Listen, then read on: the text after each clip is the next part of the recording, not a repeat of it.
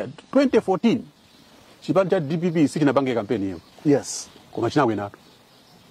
Aliyense was surprised. DPP yawina bwaji. Enawa anakuba kuyenda kuzungulira uku ndi uku. In the Nation Publications Limited ndipo program yake ndi ya candidate kucheza ndi atsogoleri azipani zosiyana siyana mwanso amene akufuna kupikisana nawo pa chisankho chomwe chichitike pa 16 September 2025 chaka chomwe chino. Ndipo lero tikucheza ndi Kamuzu Chiwambo omwe ni mtsogoleri wa chipani cha Petra. Dzina limeneli sila chilendo kwenikweni. Dzina langa ndine Suzio Chitete. Tiyambire poti Petra ndi chipani chodziwika bwino muno Malawi chifukwa kuti ndale mwachite mwaka nthawi mwapikisana bonso pa mpando wa president panonso zokhala ngati mukufunanso kupikisana nawo funso likhale loti chifukwa chani mukuganiza kuti niyo ndoyenera kutsogola Malawi komanso Petra ngati chipani cholamula. Zikomo kwambiri Suzio, ine choyamba nene kuti pamene tafika pa dziko la Malawi panopo tikufunika mtsogoleri wozindikira, mtsogoleri wa masomphenya komanso mtsogoleri wa serious. Tikufuna kuti tisankhe chief executive wa dziko.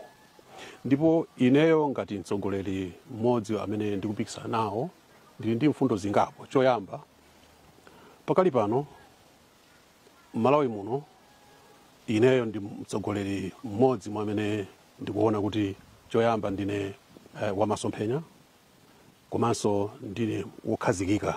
Ndikayamba chinthu sikuti ndimangoti ndi mapapa iyayi walumpapa lero wapita apa ayi ndimakhala ndithu focused kuyang'ana chindunji kuyang'ana chitsogolo ndi mfundo imwe. Yachiwiri ine ndi mmodzi amene ngakhale ndakhala zaka zonsezi ndili mu politics kapena mu ndale koma nkhani ya ziphuphu dzina langa simzalipeza ayi.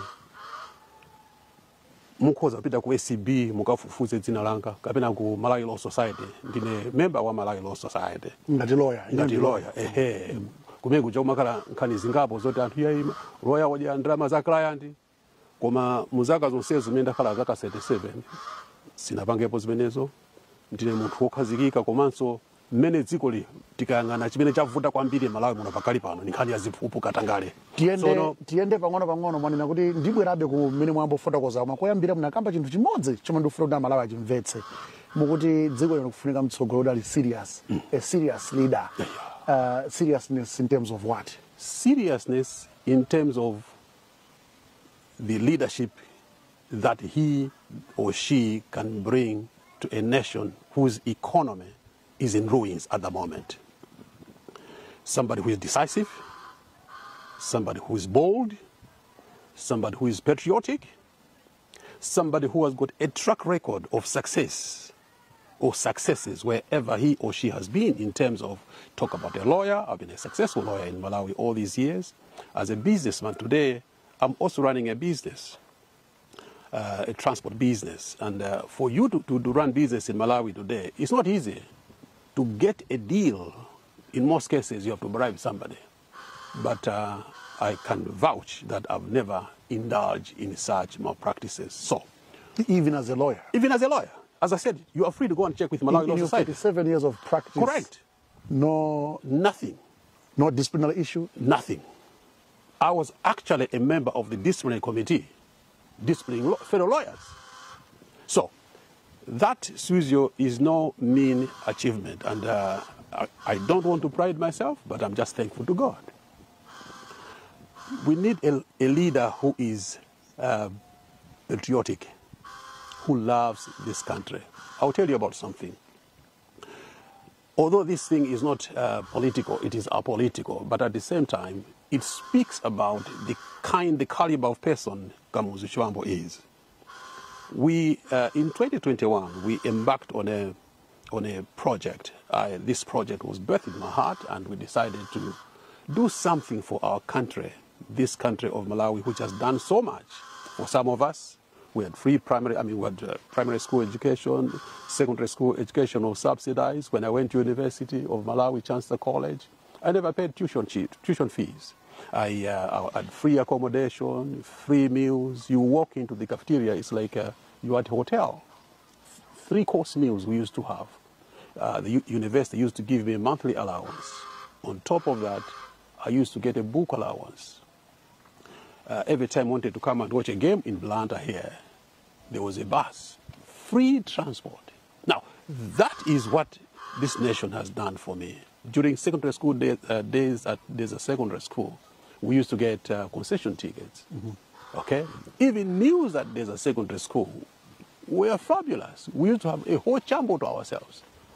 On a certain day, we used to receive groundnuts. And that's what Malawi has done to you. This is what Malawi has done for me.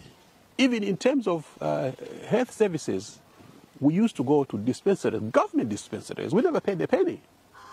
And we received all the necessary attention and all the necessary treatment.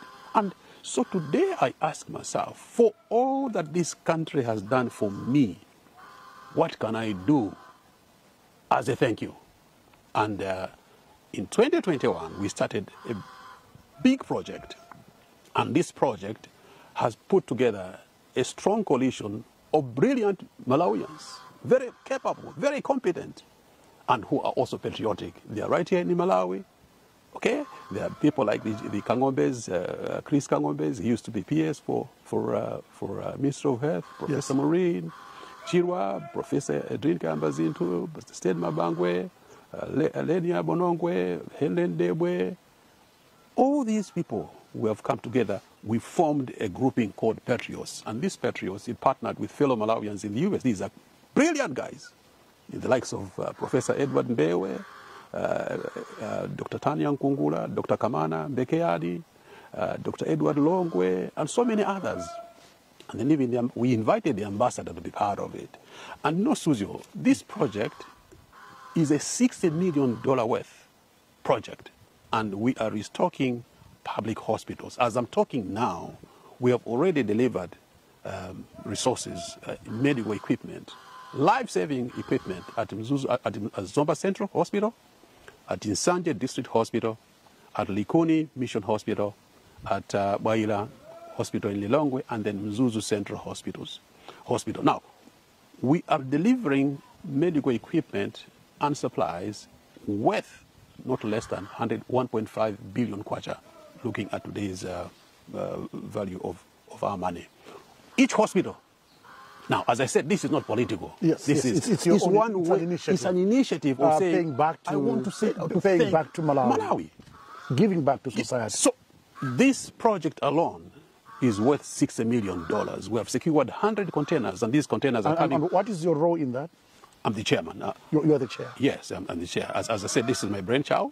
But I mean, you can't do these things alone. So this is why I looked around and I located these brilliant people, brilliant sons and daughters of Malawi, and we're doing it already. And as I'm speaking now, there are already 6 containers which are on their way. They're on the waters. Yes. These are for Mangochi District Hospital. Yes. For Queens. I know we'll still get more details about this very important initiative. But I want to see how this links to your leadership. Because this shows that this guy, this person, is patriotic. Okay. That is a very important point to underscore today, because so many of our people today, when you look around the political parties, the biggest challenge when you talk about corruption is about self-enrichment.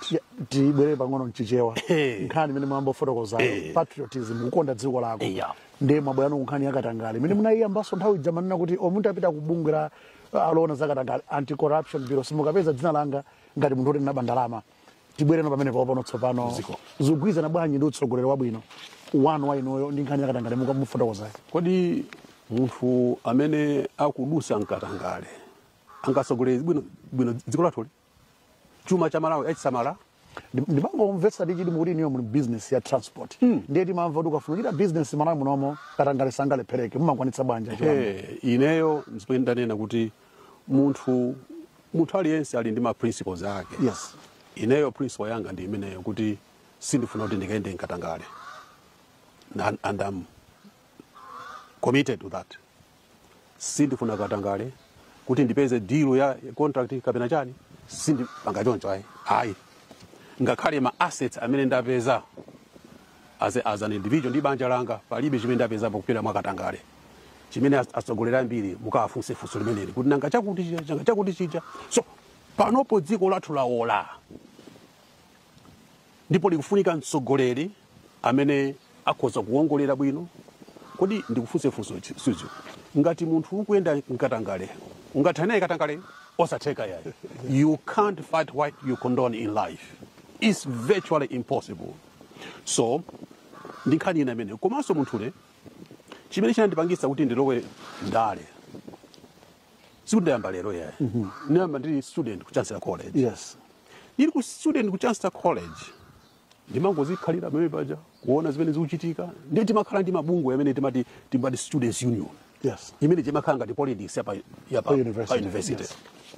Ndi kuna zapezeka kuti executive imene imalamulira nthawi imene yoyo inazaba ndalama pa Chancellor College paja ndiye ma students analusa kwambiri kuti ndi chani chimenechi ndipo sana analemeranso malire kuti simpitiranso anthu inu yayi muthera pompano ipeze executive yatsopano ndi ine natenga challenge imene yoyo adatipanga challenge chaplain wathu naona kuti iyayi singakhale chete zinthu zikuonongeka pa university pano ndipo nazapanga nawo contest ngati president ndipo nawina titangolowa ndi executive yanga tinaonesesa chuma cha ma students chili mchimake pali chilungamo zinthu zinayamba kuyenda bwino mpaka na ineyo mene ndimachoka kupezeka kuti ku account nasiyaka ndithu ka balance kamphamvu kwa basi ndipo ndikuze zonkhani inanso njakuti mapuziro au lawyer ndi lawyer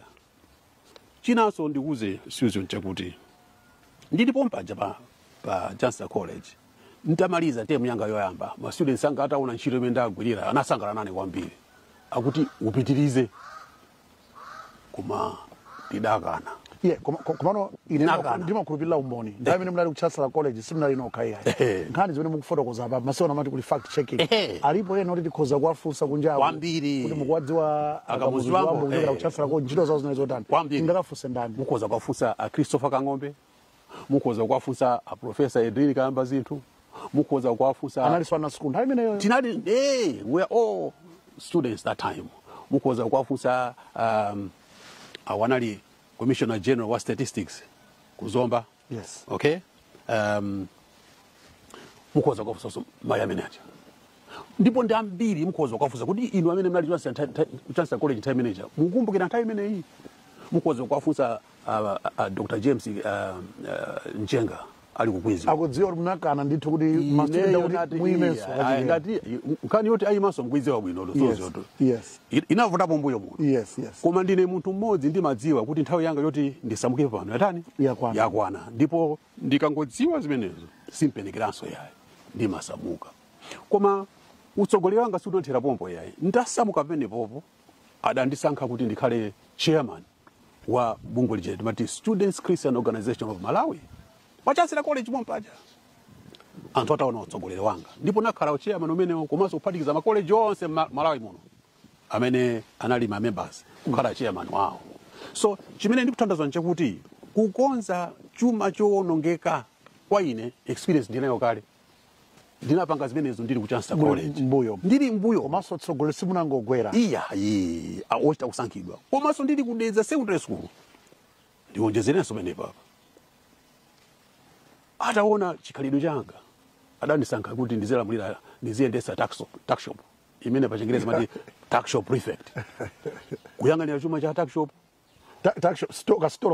kapasukulu kaja umene ukale kuti ndoti tizikukamba panopa ndithu kuti niyo mukhoza kukhala mtsogolo yenerera foti mayendesa grocery wadziwa chifukwa chake mawu amanena kuti ukakhulupirika chaching'ono mawu uzakhulupirika chinthu chachikulu nde umayamba kuphunzira zinthu zitizo zazing'ono zija munthu ukaonetsa utsogoleri wako ndi kukhulupirika kwako pa zinthu zazing'ono zija ndiye kuti penepo ndi passport kuti mawu zazikulu nditakukwanitsa ndiponso sindikukayikiranso chuma cha dziko la Malawi ndikhoza kuchiyendesa bwinobwino kuti kuchikonzanso kuti chibwere nchimake ndikuzenso nkhani ina ine ngatiloya mwina tsana femena kuti mafati dziwe nkhani imodzi yes iniyo ndakudziwa kwa kanthawi ndipo mapikisanapo ndithu pa mpando wa president Petra ndi chipani chokhanga ndi chokhazikika simugwedezeka kuti ayimwalo kwa chipani chimatuluka uku komana pakati pakhanga tino mundi mkwiyo kwambiri mumadandaula pafupi dziko lisili kuyenda bwino nene kuti dziko limaliona kusayenda bwino pa nthawi yokhayi kapena mbuyo munsembo ali mavuto amene mmaona ano kuti these are the gaps if I were to be a leader I'll fix that or the problem is only now or it's worse now I think first of all ndinene kuti mavuto asikoyamba komanso amene sakudandaula nda iwe suli apa suzi kudandaula ukapita mmashopu katundu odula kuti ugule chimanga masiku ano baki ndili ma 100,000 ukagule fetereza masiku ano lima ndalama zochuluka kuposa 100 kapena kuma 90 ko ukati pali ponse ungaponde zinthu lizokwera forex mulibe dziko muno anthu kuti apange malonda lelolo akuzunzika ndipo sinaone chuma cha Malawi kugwa amene ngati chakwera panopo nde kudandaula ndi kulirako sikuti ndikuzitali ine ndekha yaye ineso ine ndikuyamika kuti Mulungu andidalitsa ndi zanga koma ndikulira Malawi amene tikulankhula pano akusowa mankhwala akusowa zakudya akusowa pogwira kuti apanga chimanga chimene kuti achipeza Malawi lelolo mavuto akula kwa ndipo kwacha kugwa kwacha pene yafika hapa sinaone kugwa kwa kwacha imeneyo so aliyense Malawi muno akulira except amene atunga ndalama zambirimbiri panopo ni mabilionea kuti dzulo timaona kuyenda movutika koma lero ndi mabilionea tingowakumbutsa amene akuitsatira programu ndi candidate ndipo lero ndikucheza ndi mtsogoleri wa chipani cha Petra Akamuzu Chiwambo akuti aliyense akulira mkwiyo si wa ineyo komano ndikulirira inunso Malawi ndiye kufotokoza kwawo program imeneyi ipitirizabe posachedwa apa.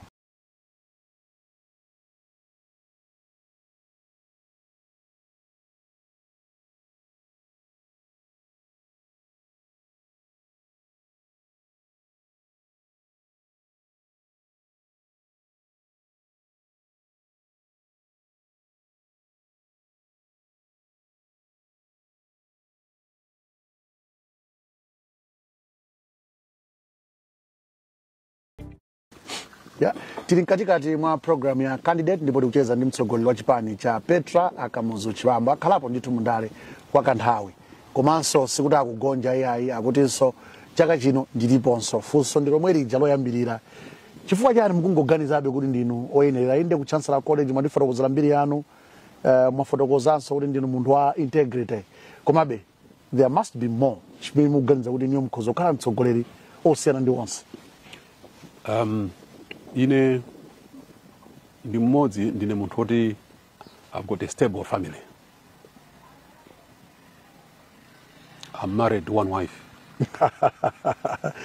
Ajiwambo, tukamba za utsogoleri, we're not talking about family. Yeah, ndifuna ati ndikulongosolera. Yes, married to one wife. Why am I raising this point? If you cannot lead a family, you can't lead a country. You can't lead others. Mutamaso laso ndijeo, ndine munthu okhazikika.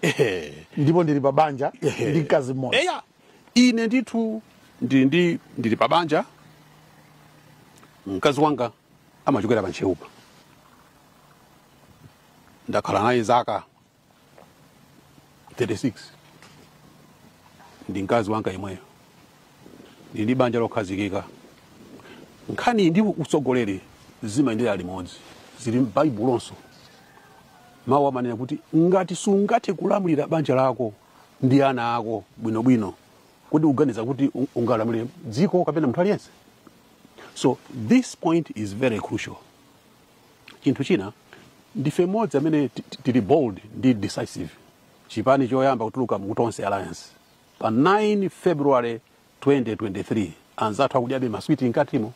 Ife taona kuti dziko lasokonekera kutuluka kapena mutanyanyala ife kutuluka ife kutuluka ife anthu fe kuti maswiti sakufikira mu kwani ine maswiti ndinawo paine dekatu okwaniranso basi.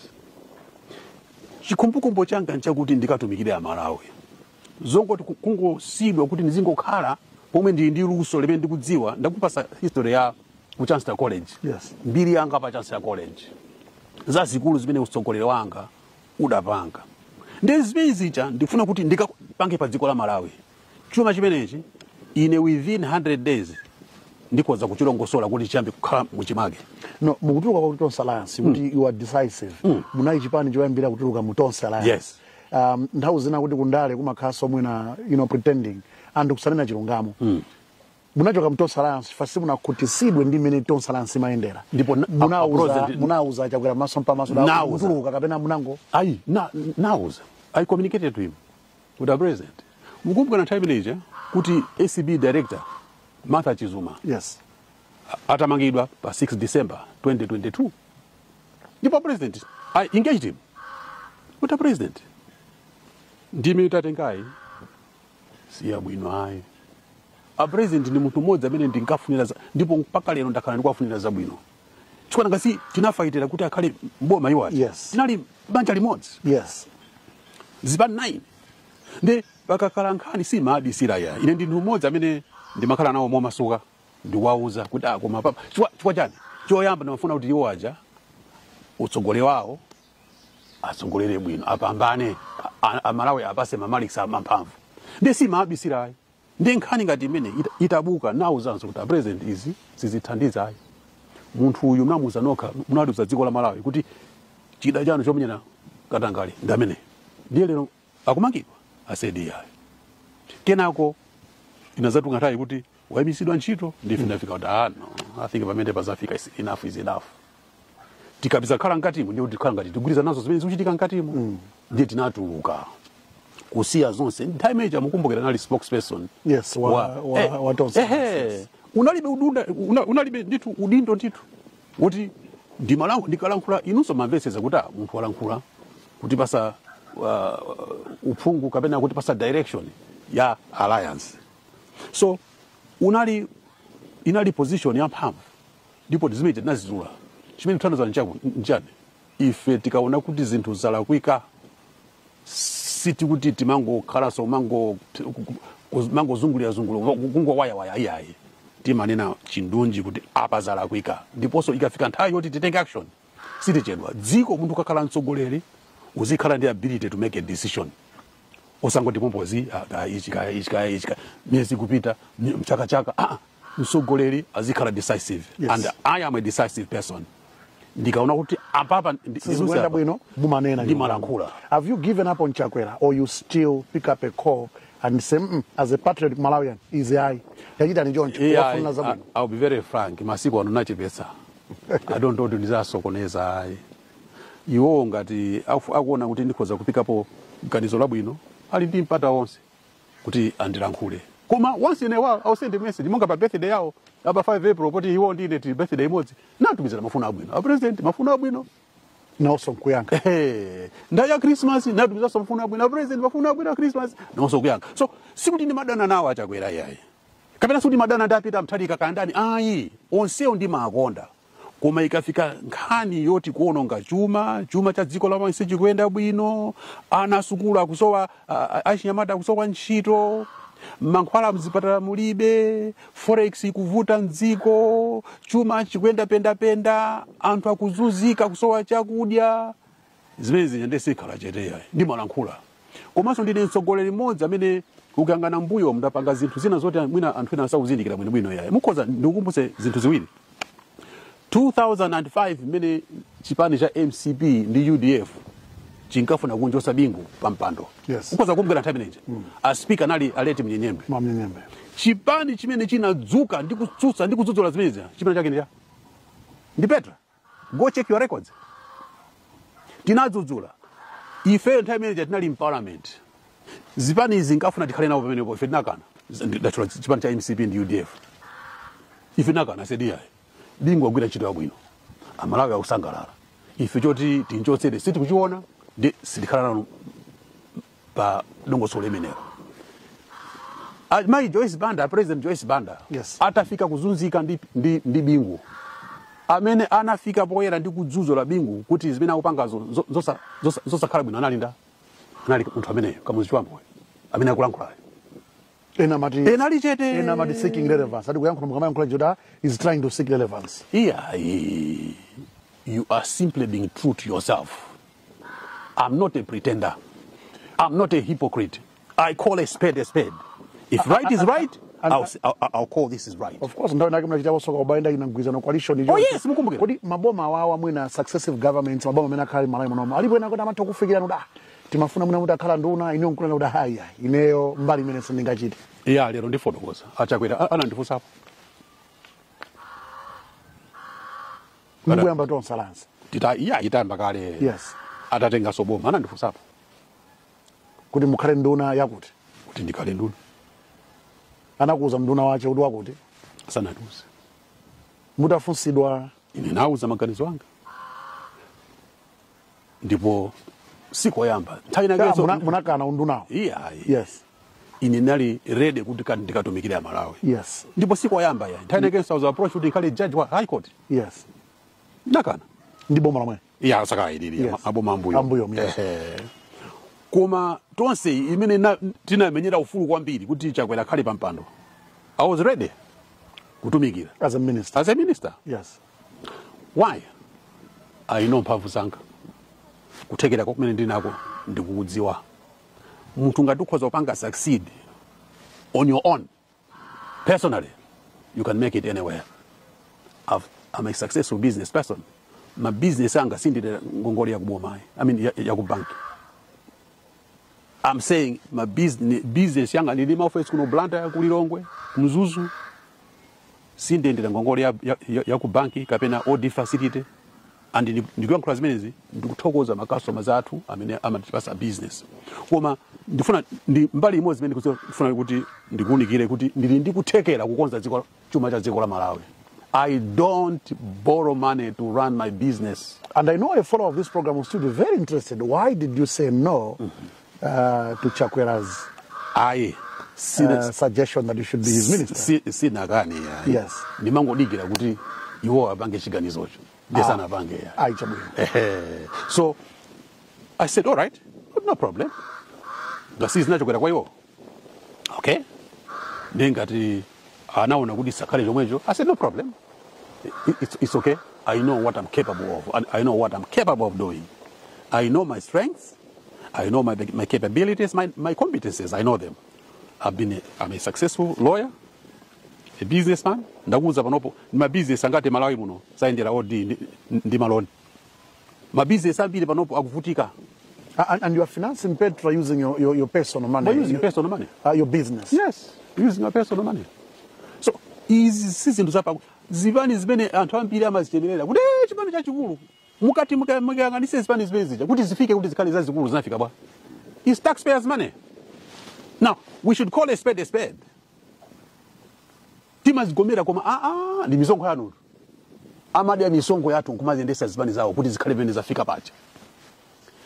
Tafusa zipani zimene mkhoza kuzichemerera panopo. Chili chonse chimene kuza kuchemera ndikuza kuti ndi taxpayers' money. Komano simabwera mbuyo chifukwa chani? Mwayeserapo president zikukanika mukulimbanabe nazo. Yes. Kuone kuti sizikutheka mukulimbikirabe mpaka kwambiri. Mwina ena kuona kuti sizingathekeso. Chimakulimbitsani mtima ndipo zitheka. Chimakulimbitsani mtima. Suzo ndikuze poyamba kuti zitheka ulendo uno.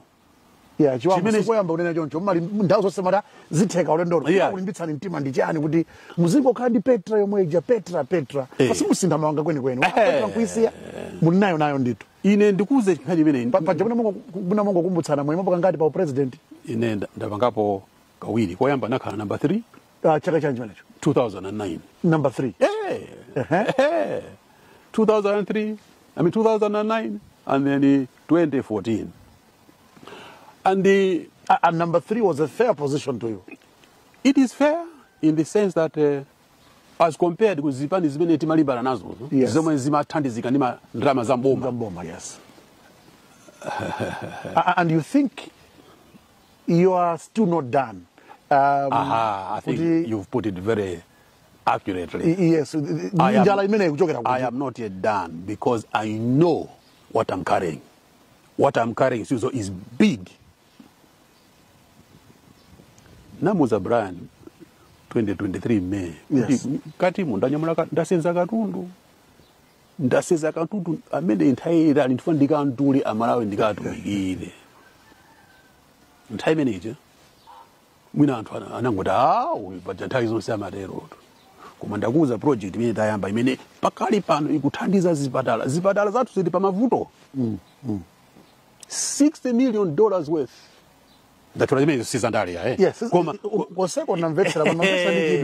Petra has always been Kamuzu Chiwambo. After you, what becomes of Petra? Okay. What becomes of this dream? Is this dream internalized within the structure of the party? Yes. Such that without you, Petra will still be Petra? Yes. In fact, ndifuna kuti ndikamaza choka ndikhale kuti talowa mboma ndizachoka ndizalowera mboma. And izi sindikulankhula kungosangalatsa anthu, ndikudziwa ndipita kumene kucha, ndifika kumene kucha. That's why unene kuti bwanji sikugiva, ndigiva bwanji ntchito yanga ndisanakwaniritse, akandibweza kumwamba kuti. Kodi ukamba za ndale zoti ndi nkhani za mahandouts, nkhani za katangale, zipani zina zoti iniyo zomwe simuchita, you still think you can make it in the current political scenario? Let me give you this example. In 2014, no, not 2014, in 2014, chipani cha DPP sichinapange kampeni hiyo. Yes. Koma chinawina. Aliyense was surprised. DPP yawina bwanji. Enawa anaguba kuyenda kuzungulira uku ndi uku. Koba ndithu 2020 ndipase chitsanzo china. Ife tili kutonse apita Mutharika ndi DPP ali mboma. Ukati uyang'anitsitse kuti kodi chipani chimene chinali ndi ndalama za nkhani ndi chiti. Pakati pa DPP ndi Gulatu. DPP nali ndi mabiliyoni osati masera ya. Koma tinachichinyano nkuchigwetsa. Sono chimene ndikuthokoza ndi chani? Kuwina chisankho si ndalama zokha, inde ndalama zofunikira. Pakali pano dziko la Malawi latopa likusaka mtsogoleri amene akhoza kuwolotsa kapena akhoza kupulumutsa dzikoli. Dziko lafika poti ikhala ngati lilibe mbusa, lili ngati dziko lopanda mtsogoleri, ngati dziko lopanda mbusa. Ndipo ndifuna ndiawunikireso a Malawi kuti nzotheka kukasankha president wochokera chipani china koma aphungu ambiri kuchokera zipani zina. 2004 zinachitika ndi bingutu. UDF inapeza ma MP ochepa. Ma MP ambiri anali ku opposition. Mukumbukira? Ndikumbukira. Koma bingu anata adasankhidwa. Nasankhidwa. So kuleronso ifeyo ku Malawi kuno timasatira timati presidential system. Si parliamentary system ngati ku Britain. Parliamentary system chipani chimene chapeza aphungu ochuluka ndi chimene chimatulutsa prime minister. Chimatulutsa nduna ya pamwamba ndichule chonchwete. Ndi parliamentary system. Ife kwathu ku Malawi kuno sitendera parliamentary system. Utokhala president ngakhale libe aphungu mnyumba mwa. Una ochepa. Ena aphungu alipena kwambiri. You are open to alliances. Yes. Koma mucheza ndi ndani? Ife tambakali kucheza. Kapena alipo ena amene kuti okhande awati khoza. Fasi ligwiza na fundo. You see tambakali kucheza ndi zipani zina. Kucheza tambakali kucheza sipo tambakali kucheza ndi zipani za PDP, okay? Mafunde Freedom Party ndi zipani zina tamba kucheza. Komanso ndakhala ndikulankhula ndi atsogoleri a zipani zosiyana-siyana. UTM ndalankhula nawo. Okay. DPP ku MCP simunagundeko? Yeah. I think kuti tikabe nkhani zoti mwina kukhala ndinene kuti ifeyo panopo tifuna kuti tikayende ndi zipani zimene zikhoza kupanga zinthu mosiyana ndi zimene taziona Malawi muno. Chifukwa tinene zoona tikati zipani zimene zaononga dziko la Malawi ndi zipani zake ziti ndi masulire. Pakali pano chimene chikulamula ndicha muri MCP mbo. Ndi nkhani ya chuma yafika mota ikwenda bwino. Anthu akusangalala ndi utsogoleri. Tikangana DPP kuti tizichosa mboma 2020 khali zake ndizo mwezo. Anthu anafika potopa kuti na izizi. Ndithu. So zipani tikaendera chipani chachikuluchi mavuto sazatha Amalawi anzanga tatiye tipeze mtsogoleri amene tikuona kuti uyu titha kunkhulupirira ameneyo. Tikufuna timapanga higher chief executive officer kapena CEO. Ukamangana CEO umayangana anthu amene alipo nguza kuti ndi ndani amene akhoza kupulumutsa dzikoli napa amene lafika apa. Ndafotokoza kuti pamene alifika apa sitinayambira afika po size imene iya. Ndi panopo kufunika kuti tikhale ndi mtsogoleri amene ali okhazikika, mtsogoleri amene ali bold, mtsogoleri amene akupanga dziko lawo akupanda nkhani imene maka ndodzoti nthawi ndimene kukhala ngati kuchita iwonjezera mafuta pamene tikufika nokumapeto kwenikweni kwa programu yathu iyi mwandifotokozera pamene mwachokera mbiri yanu kuyambira kuchancellor college mtsogoleri wanu mwandifotokoza chomwe muli am a man of integrity. So you said pa business yanu simuchita katangale pa ndale zanu mmakhulupirira soti Malawi ndi dziko loti likhale patsogolo osati inuyo. Tingoyerekeza kuti niyo mwalo wa mboma pa 16 September 2025 ndipo akulumbiritsani. How do you plan your first 24 hours in office looking at the vision that you have? First and foremost, I want to establish what we have in the coffers. And that is number one. That is the starting point. What do we have? You don't start with what don't we have. You start with what do we have. That's number one. Immediately, I'll make sure that I begin to address leakages of money. That's 24 hours. I want to begin to do that. Okay? I want to know, first of all, how much we have. And then I'll make sure that no major payment is made during that time. I will prioritize my payments. The skills I have obtained running my own businesses on a cash basis, I want to employ them there. Number two, I will make sure that within 24 hours, I've announced my cabinet. And let me promise the people of Malawi, it will be a cabinet that is premised on competence. The problem, what we have now in Malawi, why the economy is where it is because we don't have a competent economic team. Partly. So, I will ensure. In the first 24 hours of your presidency? Yes, I announce my cabinet. Bang. This is my cabinet. By the time Ndikama Peter Ukalumbirisima, cabinet ndine nayo. Okay? And the cabinet will begin to work immediately. I'm sworn in.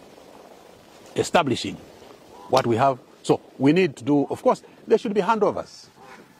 Handovers are important. But how do you appoint a cabinet before you are sworn in? Because officially you're not yet president. No, I'm saying you have been sworn in. I think that was the question. Yes. I've been sworn in. Yeah. The first thing, you announce a cabinet. I announce a cabinet. And the cabinet gets to work. It begins to work. Yes. No, but you see, of course, the formalities are there. Yes. They have to be sworn in and the like and so on. So those formalities. And this should be a competent cabinet. Of how many people do you have an idea? Well, about 20. About 20. Yeah, I think honestly, that's not more than 20. A cabinet. This is a small economy. And we need to be realistic. As I said, I don't believe in spending beyond my means. As a country, sometimes we have assumed areas which don't belong to us. The means are not there. So we need to know what our strengths are. And let me also say this. To fix, I don't know whether you're going to fix the economy of this country is very easy. It's not impossible. It's not impossible. The forex challenges our country is experiencing, Panopo. Let me tell you this, just simple example. Kulilongwe kwapezeka rutile. Out of that rutile, there are 13 industries. Abwino. Opanga fertilizer, opanga mapenti, opanga ndege, chiframe cha ndege chija, ku defense, opanga sunscreen, opanga zopangira welding. From the same rutile? Yes, rutile. 13 good industries. Out of one product. Out of one product. Just rutile. But what are we doing as a country? We are exporting all that rutile, all those industries, kutumiza kunja. Yeah, tikanatha kucheza kwambiri. Ndimalize kaya pang'ono. Yes. So, and these are billions of dollars. Yes. Ntchito za Chinyamata tatumiza kunja. So, ine ndizaonetsetsa kuti refineries za zinthu zonsezi zakhale Malawi muno. So that we become a producing and exporting. Zoti tatenga masamples Malawi kuno tikayezesa ku Malawi ndizatesa zimene zija ndizayika labu yanga Malawi muno ndipo chuma cha Malawi chizaphukira kanthawi kochepa kwambiri. Ndili ndi luso lokonza zimenezi ngati student monga ndakuza ndili pa chancellor college ndinavanga zimenezi komanso ndi business.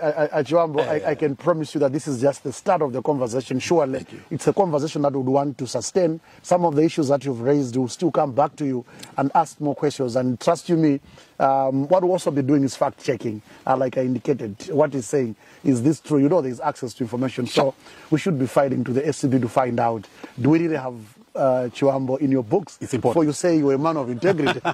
No, thank you so much. It's a pleasure, Susan. It's a pleasure. We are happy that we spoke to you. Thank you. Thank you.